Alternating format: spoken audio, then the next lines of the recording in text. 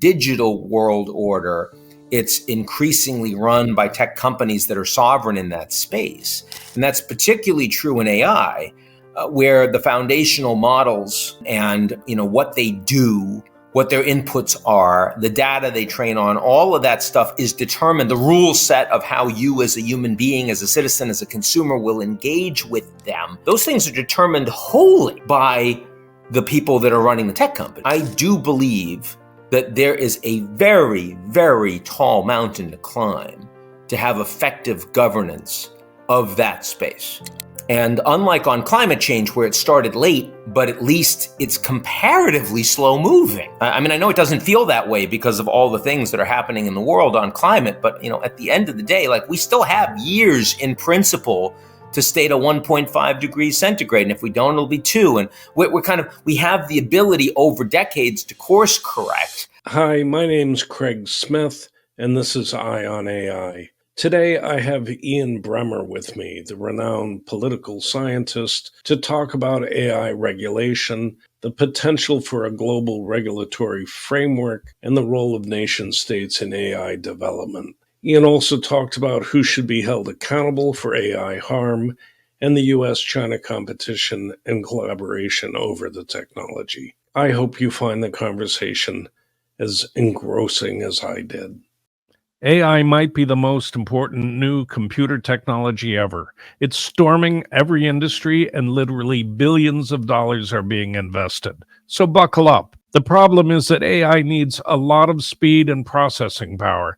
So how do you compete without costs spiraling out of control? It's time to upgrade to the next generation of the cloud, Oracle Cloud Infrastructure, or OCI. OCI is a single platform for your infrastructure, database, application development, and AI needs. OCI has 4 to 8 times the bandwidth of other clouds, offers one consistent price instead of variable regional pricing, and of course, nobody does data better than Oracle. So now you can train your AI models at twice the speed and less than half the cost of other clouds. If you want to do more and spend less, like Uber, 8x8, and Databricks Mosaic, take a free test drive of OCI at oracle.com/eye-on-AI. Okay, so Ian, let's start since I'm recording. Introduce yourself. I mean, obviously, I know who you are, and a lot of people listening will know who you are, but it's always good to have you introduce yourself. Sure. I'm Ian Bremmer, a political scientist, and I'm president of Eurasia Group. I'm interested personally about your journey, about how you got to not only running Eurasia Group, but making Eurasia Group as prominent as it's become. Can you just talk a little bit about how you developed the organization and your profile? Well, I mean, it's always been a misnomer in the sense that when I started it, it was focused just on Eurasia, but it wasn't a group. It was just me. It was Eurasia Guy, which doesn't sound very credible as an organization. And as I started getting clients that wanted access to the research that I was doing as a political scientist, as a former academic, I started hiring people. And I've done it now for 26 years. I started with nothing, and now it's a big company. Globally, we've got about 250 folks. It's just kind of a really cool political science story. It's for someone who really cares about trying to understand the world. And that really matters to me because I think the world is becoming a much more dangerous place. You've spent a lot of time recently talking about AI regulation in particular. I read your piece in Foreign Affairs with Mustafa Suleiman, and you guys talked about in that piece about developing a regulatory framework or a kind of a stacked framework with various levels. Does that represent your latest thinking, or has your thinking evolved? In that piece, you talked about kind of a 3-tiered regulatory framework. I'd be interested in hearing about that, and I'd also be interested in hearing what you are thinking about AI development in general.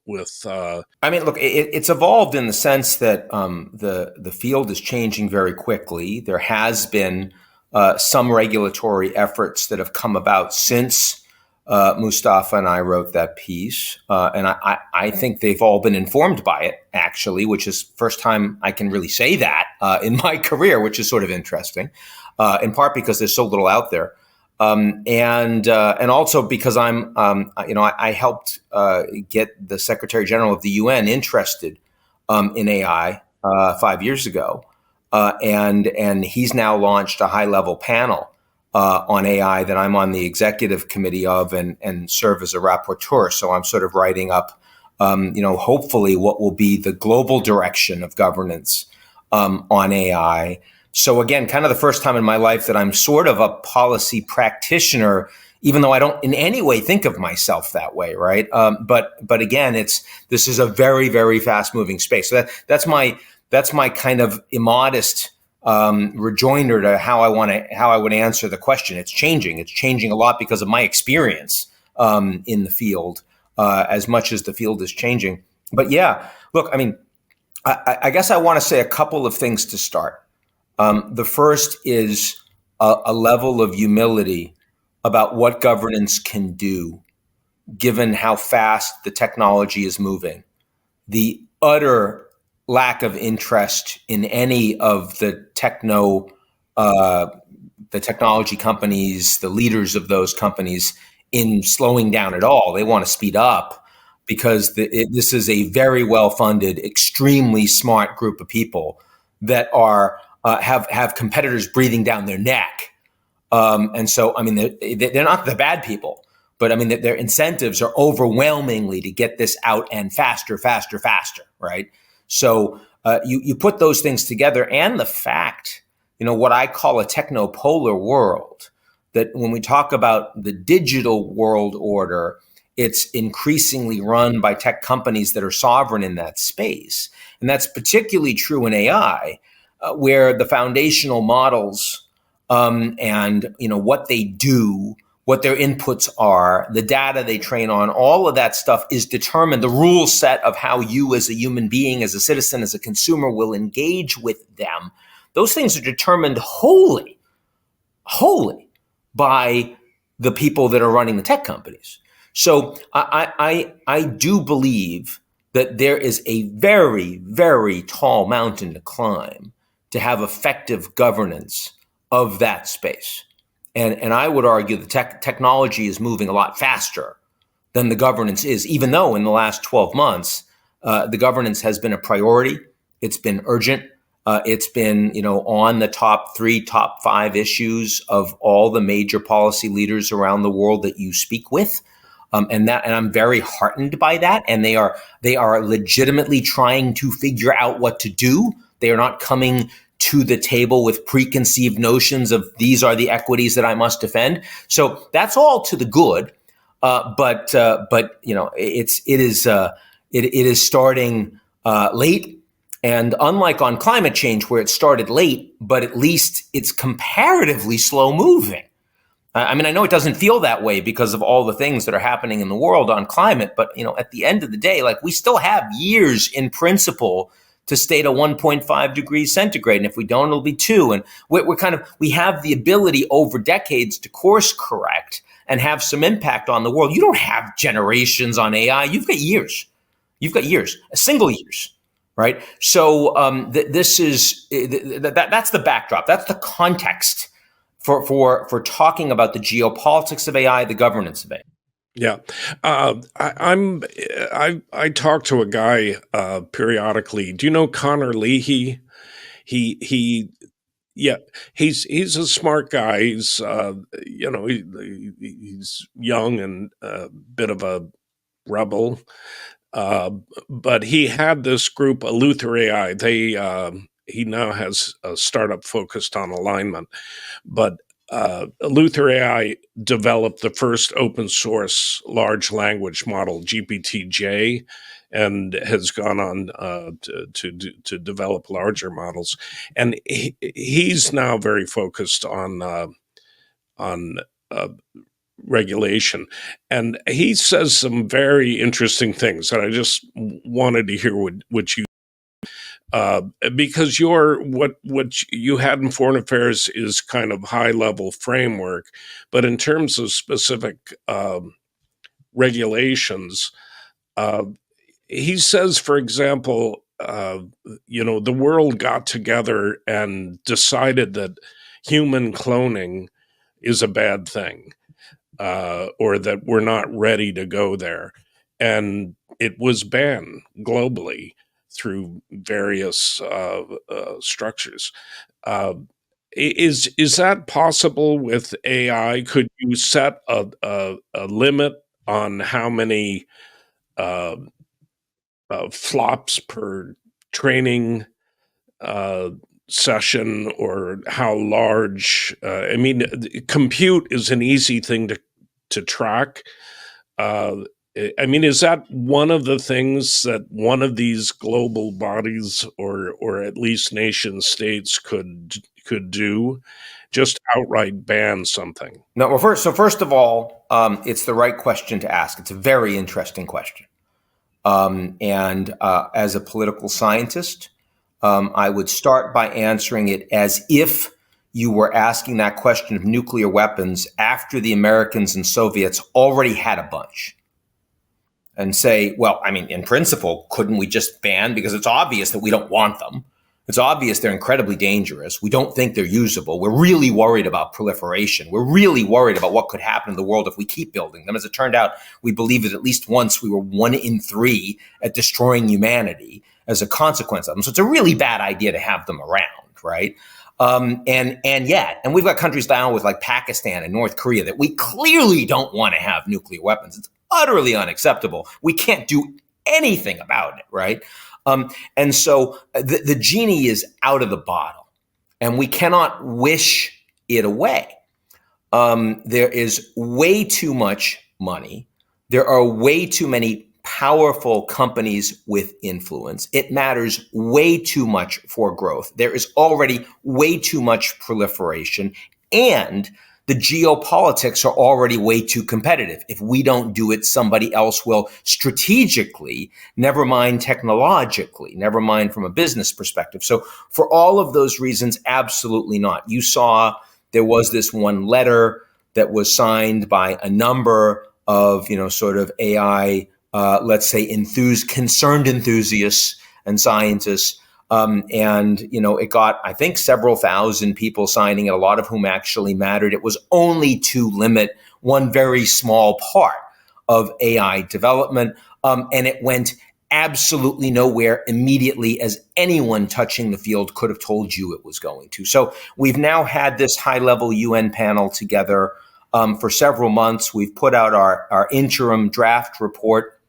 And that question that you just raised, and remember, this is 35 plus people, public sector, private sector, ministers, public policy types. It's a really good cross-section globally of, people with expertise and power over and around AI all over the world.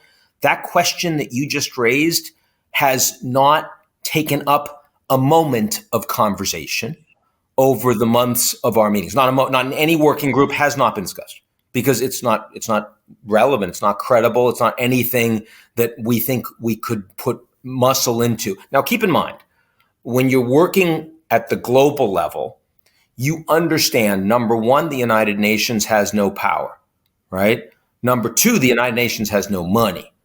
What it has is legitimacy at the global level, a voice. It actually brings everyone together. So you can try to understand what the lowest common denominator is.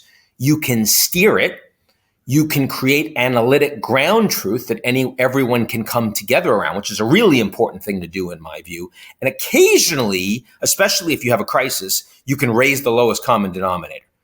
At least among a group of players, a subset of players, and maybe you can then broaden it out. Those are all worthy goals. The question that you just asked me, can you just stop it from happening? Some level? No. No, that is several factors of extrapolation beyond what anyone thinks is remotely possible, right? Even in, say, because this is not the level of compute I'm talking about massive compute, something that no one has reached yet, but that is probably in the current trajectory necessary for AGI. Just say, have a treaty between the U.S. and China and Russia and France, maybe that no training session or no AI system can go beyond a certain number of floating point operations per second, and set it high beyond what's being done today, just as a limit. You don't think that would work? Oh, I mean, that's an interesting thought experiment for the future. I would, so a couple of caveats before I try to answer that question. The first is we don't know what the state and diffusion of compute will be like when that conversation becomes more relevant.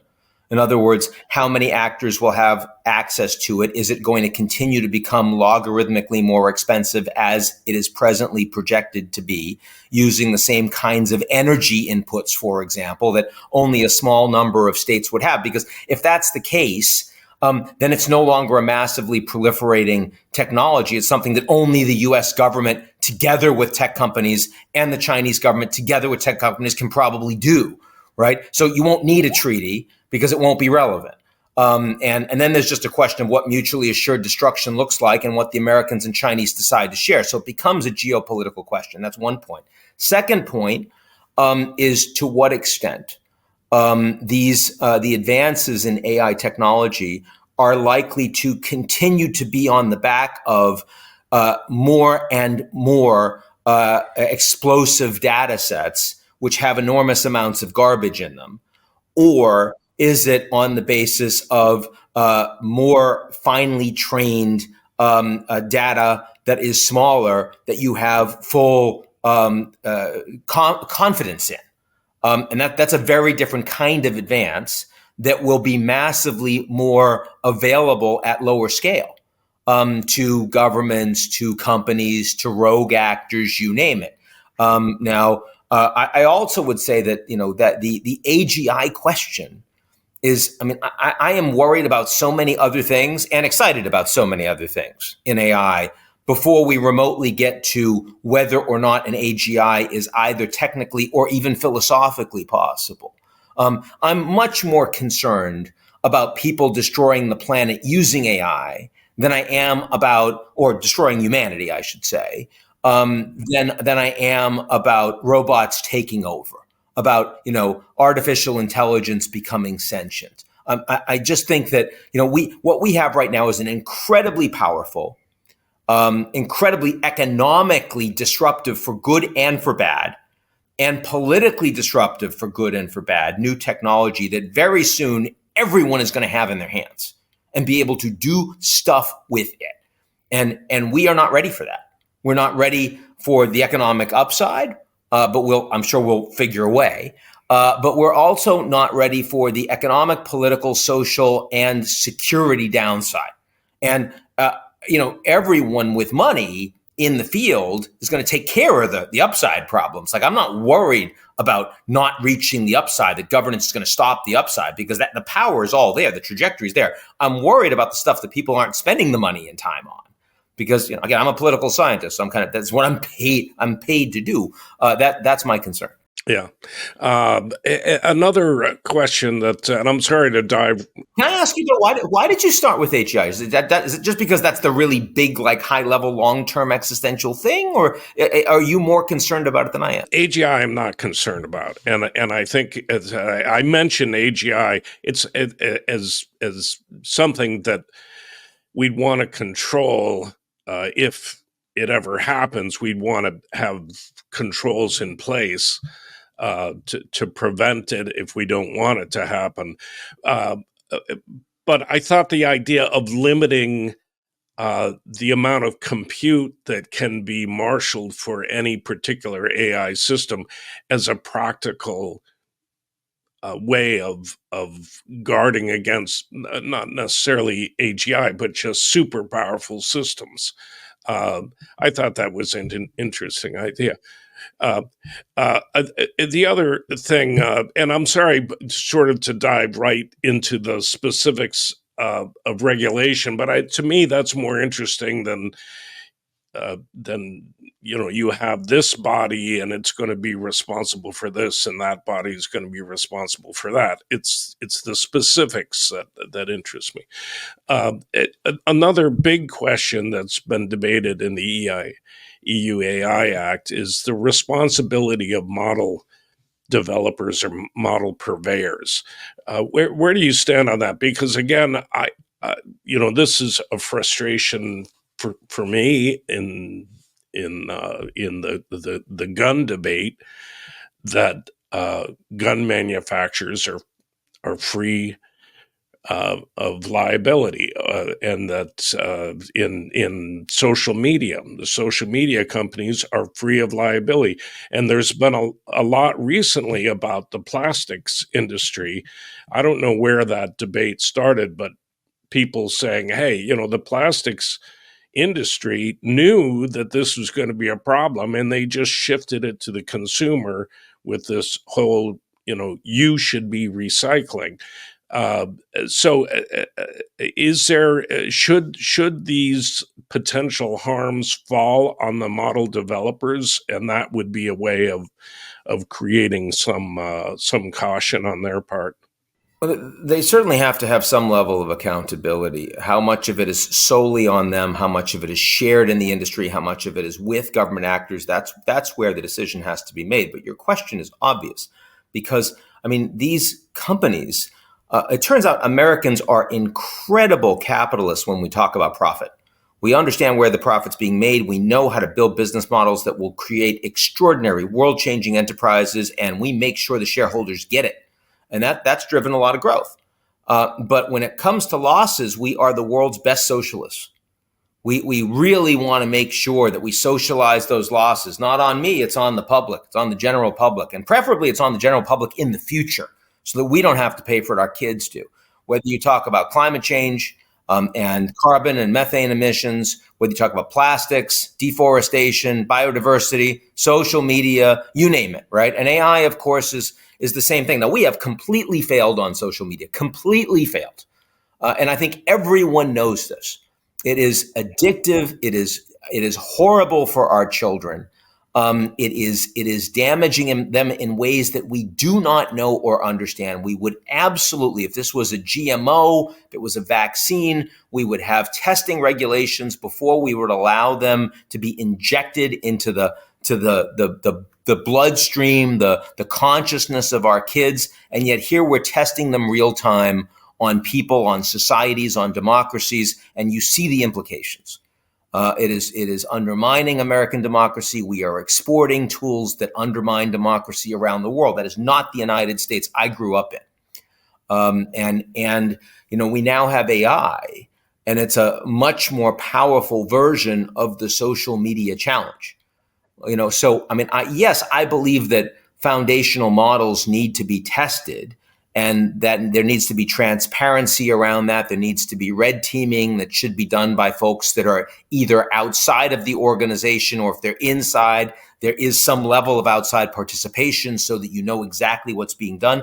But not just in terms of breaking the model to have it do things that the company doesn't want it to do, but also in terms of testing the actual business model on society. Like, we want to understand what it means when AI bots are released and people use them.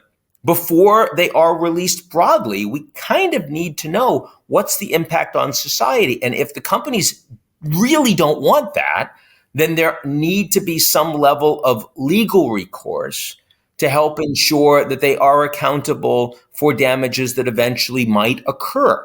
My point here is not that there's a fundamental problem with like an advertising driven model for social media, or the monetization models that the AI companies will soon roll out everywhere around the world. Rather, I'm saying that all of the money that is made from them also means that those profits will need to pay for the social costs that come from those business models.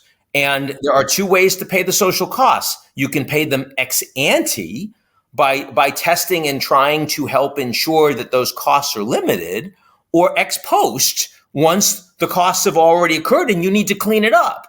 And that would be true for a company that's dumping its waste, and ends up causing cancer and a bunch of people in a community.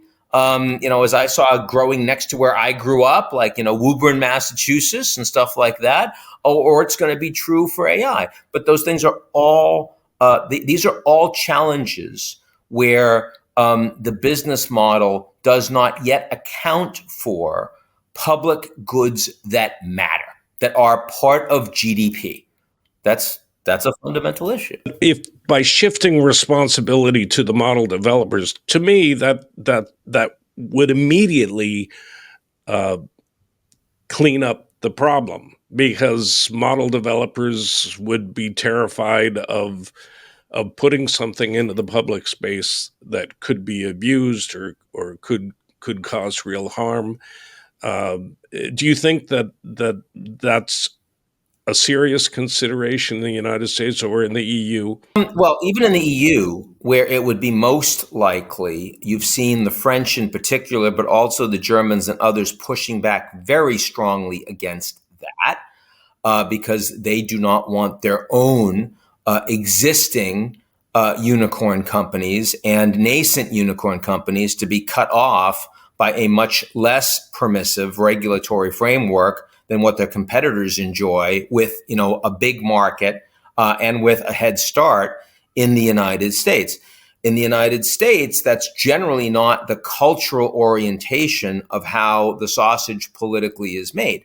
The first thing that was done was bringing the corporates and the government together to create voluntary commitments that the big AI companies were going to follow. And then there was an executive order, which is not the same as legislation, but still very much what are the common sense things that we think we can regulate, that the companies agree to. And so I think that the real answer to your question is it's going to be in between a full responsibility of the companies and some level of oversight, however inadequate, and cooperation from the governments. But it will be better than what we've seen in social media, which has been hands off and nothing. Has been a disaster. I do think that the failings of regulating social media in any way have informed some of the concerns that everyone has around artificial intelligence, especially when you talk about the disinformation side, for example. Yeah, it would be more akin to what exists in the auto industry or the aircraft industry, that you have to ensure that your product is safe before releasing it. Is that right? I mean, to me, that seems like a simple. I don't think we're going to get there. I think that is. I'd love that to be the standard. It is not the standard. I personally, I think that governments are better positioned to make policy than corporations. They have more people focused on it. They have the resources. They have the experience. There are lots of problems with governments, but when it comes to making public policy in the public interest, I would rather them do it. In this case, I think you need a hybrid model. You need the tech companies and the governments doing it together, because the governments don't understand it. It's moving too fast, and the companies have the resources and they're making all the decisions. So I think we're going to have to accept that the outcome is going to be made in larger part by self-interested parties. And you'll try to restrain that impulse by not having them do it by themselves. But that's where I think we. Yeah, is there an industrial model that you can point to where that kind of hybrid regulation has worked? I would argue climate change is probably the closest, where, the reason that you now have a COP process every year with 90,000 people attending this year, and it was private sector and public sector and academics and activists, and they have driven an awful lot of investment towards renewable energy. And the question is just how big, how fast, but we all know the end point. And that's because the hybrid model at base created ground truth, created an environment where 193 countries around the world all accept that climate change is happening. It's driven by human beings. It's not cyclical with the earth. And we are now at 1.2 degrees of warming. We are now at 440 plus parts per million of carbon in the atmosphere. We know where it came from. We know the implications. I think that if we could have a process where we can get to that where the public and private sector together can create ground truth around the opportunities and the disruptions coming from AI, the state of the AI universe, which is very different from climate because you'll have to update it all the time, like continually. It can't be a once a year summit or report.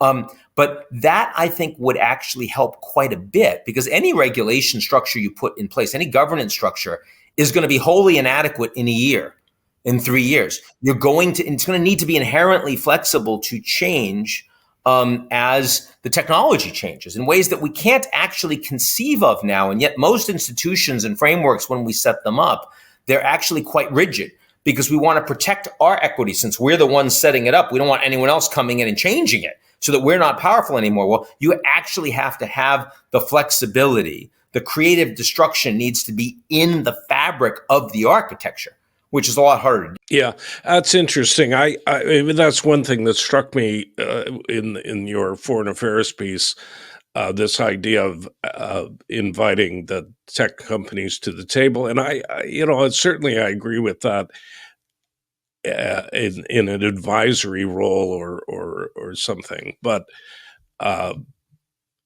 in climate change is a good example. Every corporation, fossil fuel in the fossil fuel chain, has responded at the margins. They've responded much more vociferously in their PR. I mean, there's just tremendous greenwashing, and I think that at some point that's the role of government.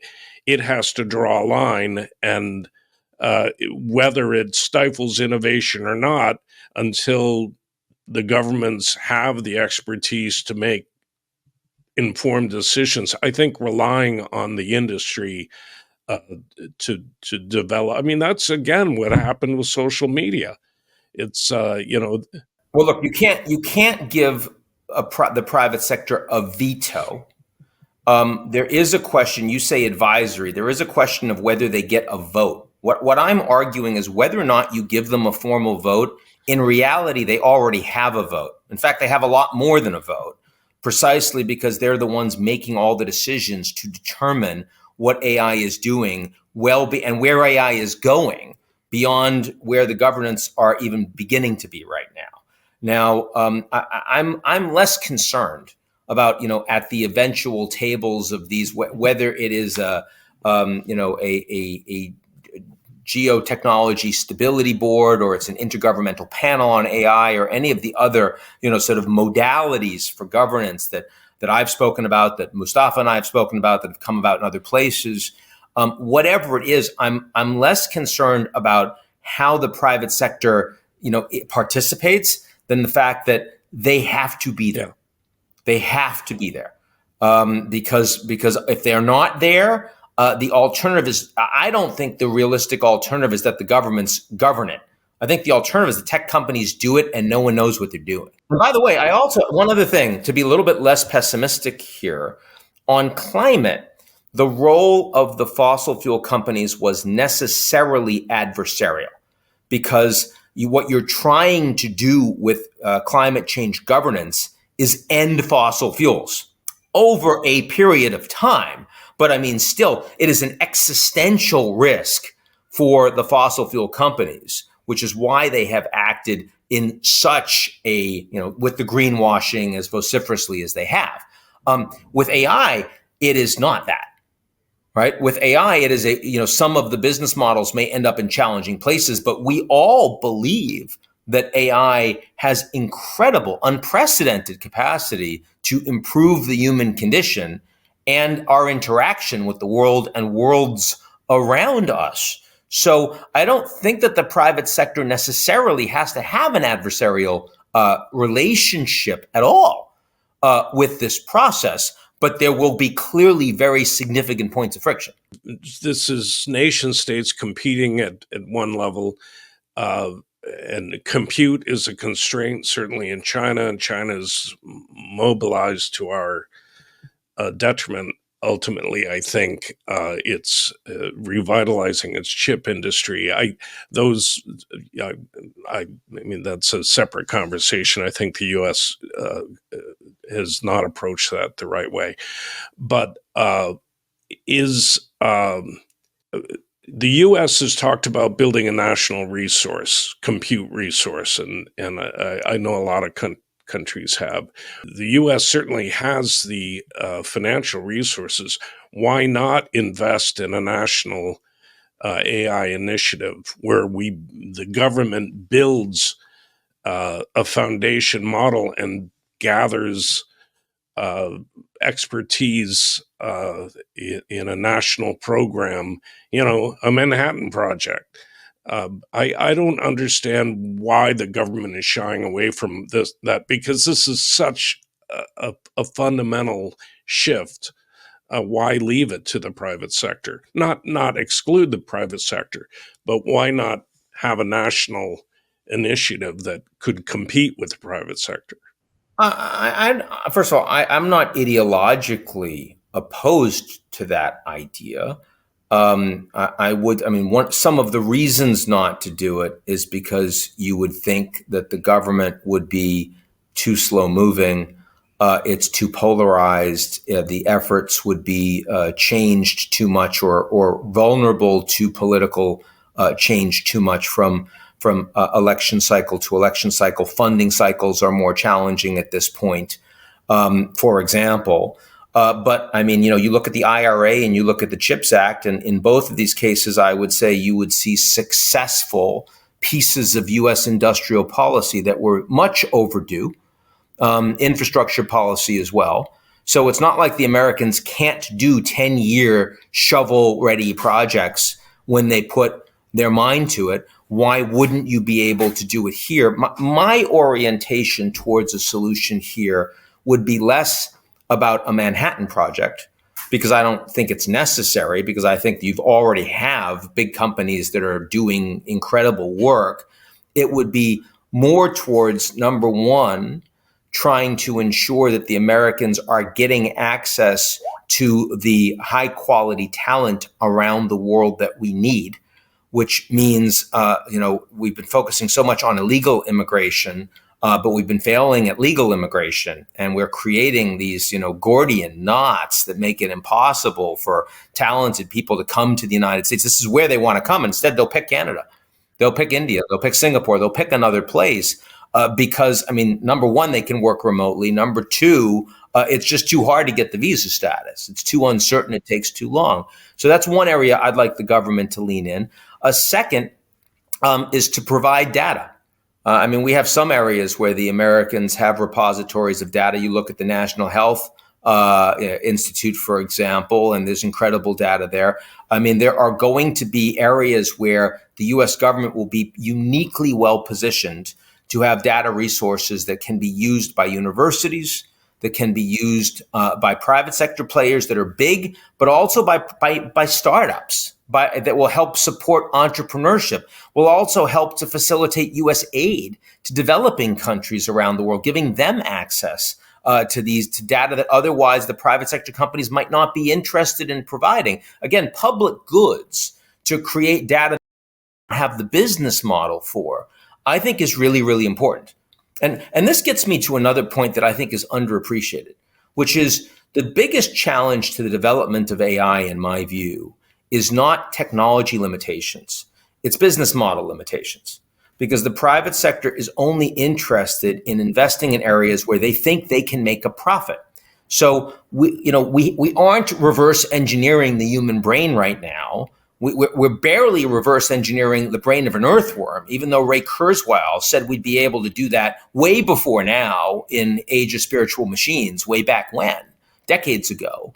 And the reason is not because we're technologically incapable, but because that's not where the money's at, right? So if the US government thinks it's important to do that, if the US government thinks it's important to support CRISPR, for example, development for new types of exotic challenge diseases that you wouldn't be able to get people to pay actual money for, but would matter for citizens, then we should do that. We should figure out what the public goods are that are adjacent to or completely unaligned with the business models and where they're going. There should be an entire department in the U.S. That is focused on investing in that. That's where we need industrial. That's what industrial policy should really do fundamentally, because the market works. It just doesn't work for everyone. Yeah. You talk also about open source and the danger of open source. And I've been talking to a lot of people about that. I speak every 3 or 4 months with Jan LeCun, who is, I'm sure you know, is a great proponent of open source. How do you feel about that? I mean, I tend to agree with his view that open source will win, quote unquote win, and that and one of the strong arguments for that is that. And I just had a call, actually. I was just in Armenia talking to the AI community there, and then I got a call from a guy in Georgia who saw that I was in Armenia, and he was saying, which is what LeCun says, is that Georgia doesn't want OpenAI's model. It wants its own model. It wants a model that's trained on its data so that it reflects the cultural norms and all that of its society. And certainly China is not going to want to have to depend on a U.S. corporate model. So open source is a way to disseminate these models and fine-tune them for each particular use case. But then there's the, as Jeff Hinton says, you wouldn't open source thermonuclear weapons. There's so where do you stand on that debate? Well, first of all, kind of getting to my inability to adequately, quote unquote, govern AI, the genie is out of the bottle. I think that we're going to have crises and we're going to have to respond to them. And the best purpose of AI governance right now is to get us in the best direction we can with all the players so that when the crisis happens, we are better set up, we're better prepared to recognize it as a crisis and respond to it, right? In that regard, I see AI as more akin to the financial markets, where we have a global financial market. We know we need it, but we also know that lots of individual players can create systemic damage. So we try to minimize that, but we know it's coming. And when it happens, we all have to respond. Like the Americans and the Chinese, we have completely different economic systems. We have completely different central banks. One has a closed currency, one has an open convertible currency. But when there's a financial crisis, we both know that we need the financial markets to keep working. So the Chinese will have huge amounts of investments in treasuries. Well, wait a second, don't they hate us? Doesn't matter. We all need to have global financial markets that work. So I think AI is going to be like that. I think AI, especially when some of the models are open source and the technology moves so quickly, is going to be like that. But you're absolutely right that what you don't want are models that are only trained on data that's being created by the Americans and the Chinese, because that's going to lead to outcomes that are very uninteresting and maybe even counterproductive to lots of other countries around the world. And that's one of the reasons I suggested that if the U.S. developed data, that can be useful for foreign aid. And by the way, that's something that the United Nations needs to call for too. There should be global data banks that models can be available to train on. because otherwise, who's going to help ensure that any of these AI applications are going to make it to lower developed countries? And these challenges aren't just about AI themselves. It's also about hard infrastructure. I mean, if 45% of Africa doesn't have electricity, then don't tell me how you're going to get them AI. You got to get them electricity first. So AI is going to be such a force multiplier for human capital, but only in places where human capital can already access the markets. So for those that can't, the explosion of inequality is going to become much greater, much more desperate, much more volatile. And we need to be aware of that, prepared for that. You say the genie's out of the bottle, but it doesn't mean it's too late to regulate them. One thing that surprises... No, I just think you're not going to stop them. In other words, like when you look at the U.S. Executive order, there was massive disagreement between the corporations of whether or not you should go closed model or open source, and as a consequence, you didn't end up getting any regulation in the executive order. As I mentioned, lowest common denominator among really powerful players. Do you think that companies that deploy these models, whether it be closed or open source, should be legislated to reveal their training data to at least to a regulatory body?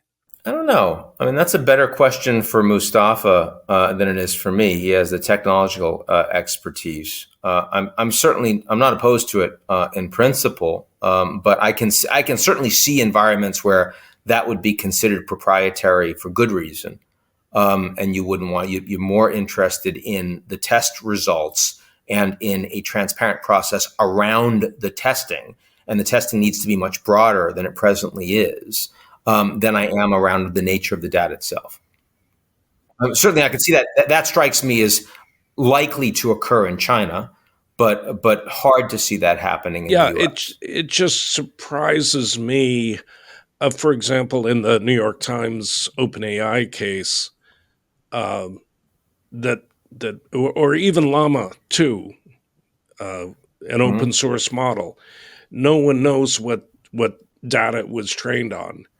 And it puts the public at a disadvantage if you're trying to protect your data from being included in the training data of these large models. Look, I think there's a huge question as we think about the next couple generations of AI, about whether they're going to be massively centralized or massively decentralized. And I don't know. I don't think we know yet. I think that the most important question to me in terms of affecting society and affecting you and me as human beings is when we all have AI bots that are trainable on our data, all of our individual data, so that they're maximally useful to us. Because right now, you and I are using the same AI bots and they're all trained on the same corpus. Right. But when we have the ability to have our individual bot that is our AI, it's so important that we would never turn it off. It really becomes a part of us as human beings. And this is, if anything makes us more than Homo Deus, this is let's do that again. If anything makes us more than Homo sapiens, but not Homo Deus, this is the next step, is when we're actually full-time using an AI that is trained on our individual corpus. Now, my big question is, when that happens, to what extent is that data ours? And to what extent does that data belong to a much bigger company that is using it with other data for purposes that we have no say into? And the business model will determine that. The CEO will determine that. I hope that is something that governments will have something to say about, to be able to nudge. But historically, it's been the technology and the business model that's driven most of these answers and not the government. Okay, this will be my last question. I'm sure you and Mustafa talked about this, about using AI in AI governance. And you talked in that piece about auditing and that sort of thing. That sounds to me like a perfect use case for a large model to be able to look at other models and understand what they're doing, or maybe have access to the training data Uh, and have you guys talked about that? We have. And, my view is you'd want that to be AI crowdsourced.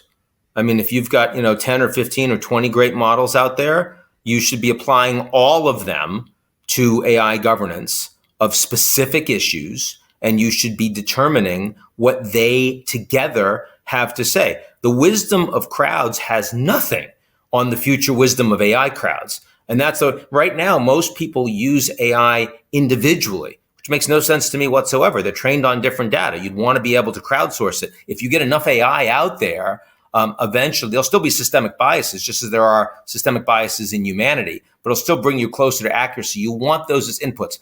I would not want those as autonomous inputs without oversight, but I would want those as inputs. They'd be critical. In fact, I don't think you'll be able to do governance without having those sort of inputs.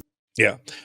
I said that was my last question. Can we just end on the U.S.-China competition relationship, whatever, with regard to AI?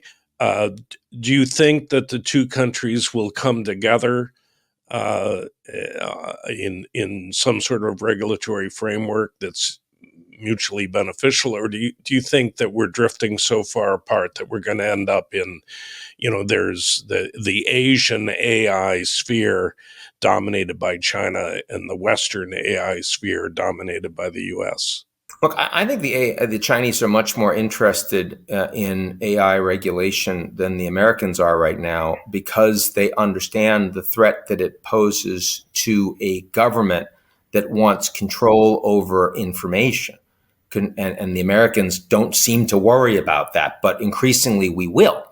And so, that I have seen the Chinese be constructive both in the UN process, but also with the Americans in accepting at the recent APEC summit between Biden and Xi the idea of a track 1.5 on AI, bringing the governments and private sector members together. Now, we don't know who those members are yet. The Chinese have not decided. It's still early stage. But I think the Chinese have an interest in being constructive around this. The problem is, and it gets to something you teased a little earlier in our conversation, is that one of the big reasons the Chinese want to be involved in AI with the United States is that they're hoping that they can find a way to stop a technology Cold War from occurring. And the biggest concern they have is the American slate of export controls against semiconductors and cloud computing and the rest, which, if that continues, will, force the Chinese, who are 5 to 10 years behind on the Americans and others in the West, to invest enormously in building their own. They don't want to have to do that. And it could be that absent finding any dialogue on that issue, and right now we're far from it, it's not impossible, but we're far from it, that is going to prevent us from going anywhere on AI. AI might be the most important new computer technology ever. It's storming every industry, and literally billions of dollars are being invested. So buckle up. The problem is that AI needs a lot of speed and processing power. So how do you compete without costs spiraling out of control? It's time to upgrade to the next generation of the cloud, Oracle Cloud Infrastructure, or OCI. OCI is a single platform for your infrastructure, database, application development, and AI needs. OCI has 4 to 8 times the bandwidth of other clouds, offers one consistent price instead of variable regional pricing, and of course, nobody does data better than Oracle.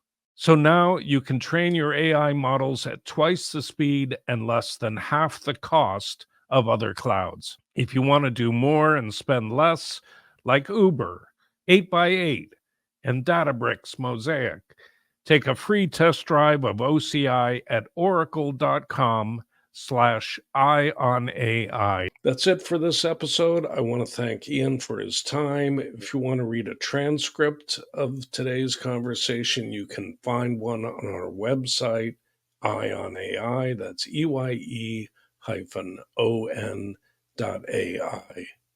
We love to hear from listeners, so drop us a line at Craig@EyeOnAI. Put listener in the subject line so I don't miss it. In the meantime, remember, the singularity may not be near, but AI is changing our world. So pay attention.